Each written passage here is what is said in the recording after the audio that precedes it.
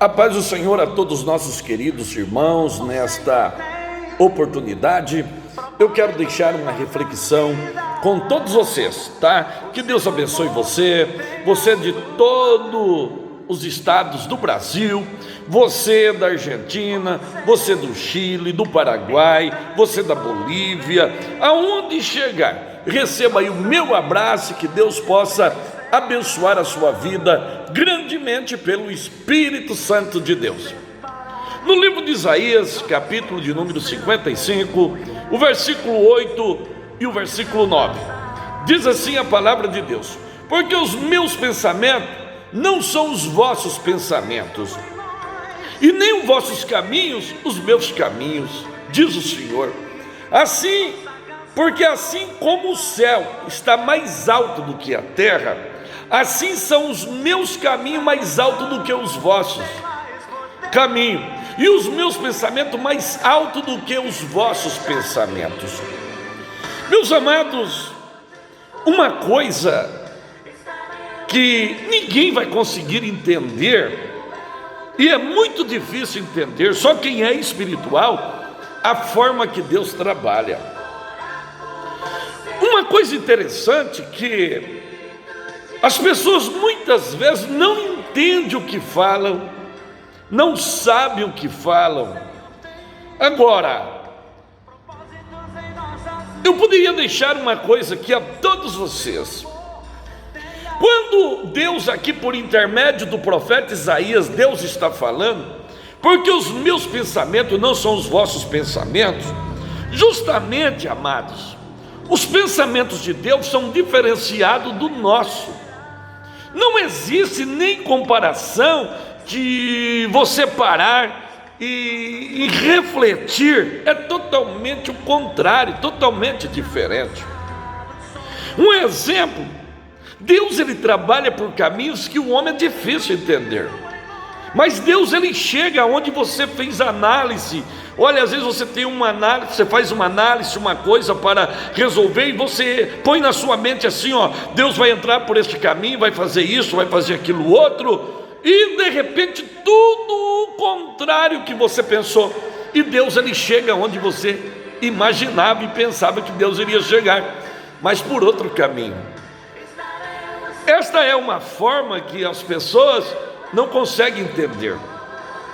Um exemplo: as pessoas blasfemam de Deus, blasfemam contra Jesus, contra o Espírito Santo, como que Deus ele fosse obrigado a resolver os problemas da humanidade. Deus ele tem o poder de resolver? Tem. Deus tem poder de curar? Tem. Deus tem poder de libertar o homem? Deus ele tem. Mas uma coisa é certa, Deus faz aquilo que está na sua vontade, que está determinado por Ele. Não é aquilo que está determinado por mim. Um exemplo.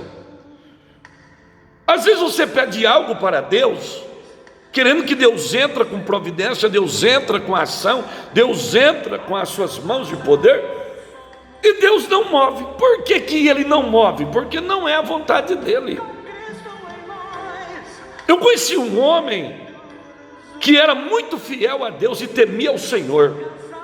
Naquele tempo, crente era crente para valer.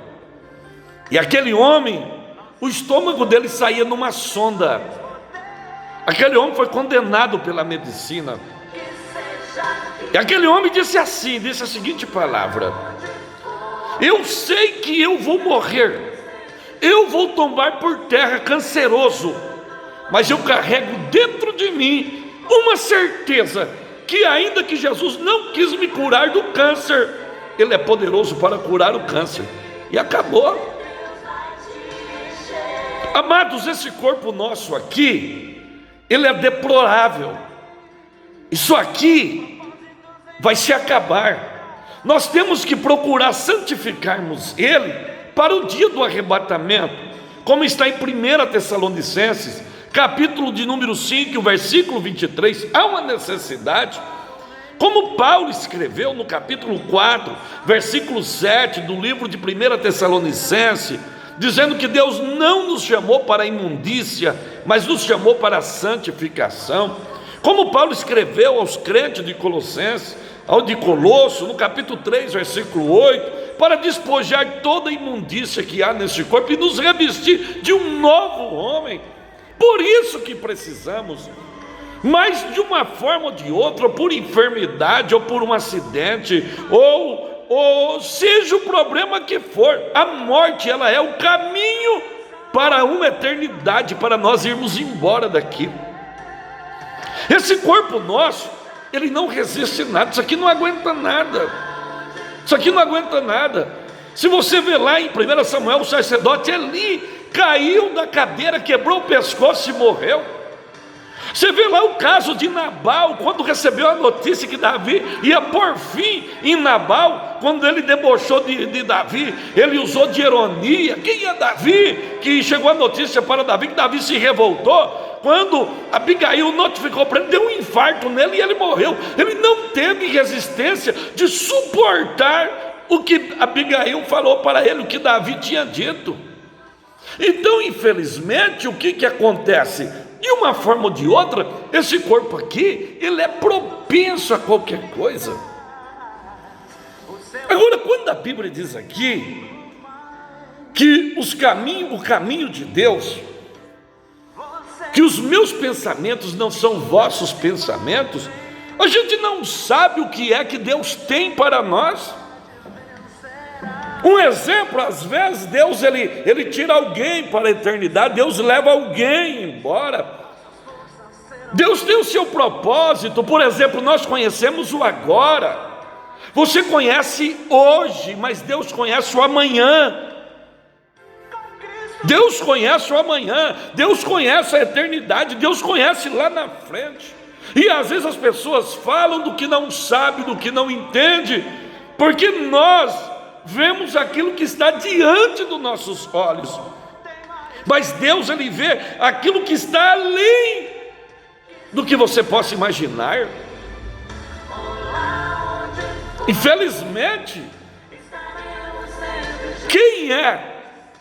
Quando a Bíblia diz Isaías 40, e Paulo traz o reprise lá, usando Isaías 40, quem instruiu a mente do Senhor? Quem foi o seu conselheiro? Quem que foi o conselheiro? Quem que instruiu? Quem que orientou ela? Quem que deu instrução? Ninguém, meus amados. Pois quando a Bíblia relata aqui que os pensamentos de Deus não são os nossos, não adianta o homem querer colocar o seu pensamento, como está em Jó capítulo 7, 17, quem é o homem para pôr nele o seu pensamento? Quem é o homem? Pois os pensamentos de Deus são diferentes, porque Deus é Deus, Deus ele é Senhor. Quando Deus falou para Adão e Eva, o dia que vocês comerem daquela árvore, vocês vão morrer, Deus já estava falando que eles iriam comer. Deus já estava falando, o dia em que vocês comerem, Deus já estava falando que eles iam tocar no fruto proibido.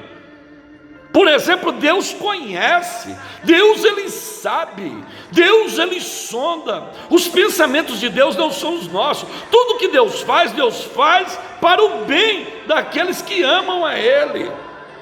Deus não faz nada, Deus não faz nada que não venha a ser benéfico. O que Deus faz é bom, ainda que nós achamos ruim, ainda que nós não aceitamos, mas se é de Deus, louvado é o nome dele, é bom, mesmo você sendo desprovido, é bom.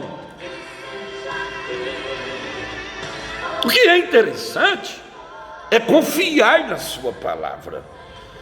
Isto que é interessante, porque quando nós confiamos na palavra de Deus, a história é outra. Os caminhos de Deus também não são os nossos. Não são os nossos caminhos. Totalmente diferente. Por exemplo, a gente O homem faz os seus planos, seus projetos, tudo certinho, pega lá um caderno, pega uma agenda, daqui a pouco o caminho de Deus, os traços do caminho de Deus é outro. Quando você olha para o último versículo de Oséias, a Bíblia diz que o caminho de Deus, ele é perfeito, ele é reto, e o justo anda nele, mas o ímpio também cai nele. Isso é uma realidade.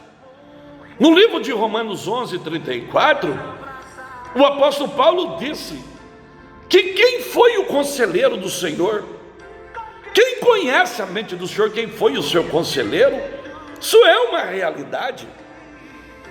Assim, quando nós olhamos para a palavra, olhamos para Deus e para a sua palavra, o caminho de Deus é totalmente diferente do que você possa imaginar, pois a Bíblia diz, no livro dos Salmos, capítulo 1, versículo 6, a Bíblia relata que Deus, ele conhece o caminho do justo, mas o caminho do ímpio perecerá. Agora, o caminho do Senhor, nem o ímpio conhece, nem o justo conhece, porque é um caminho totalmente diferente. Por isso, nesta oportunidade, você possa guardar isso.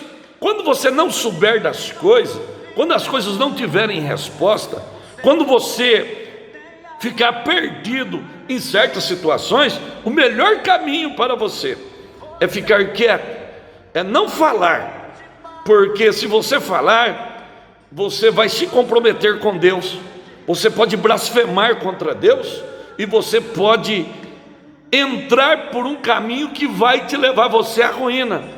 Então a melhor forma que tem é calar e deixar que o tempo revele o caminho que Deus tinha na sua vida e o que Ele preparou para você.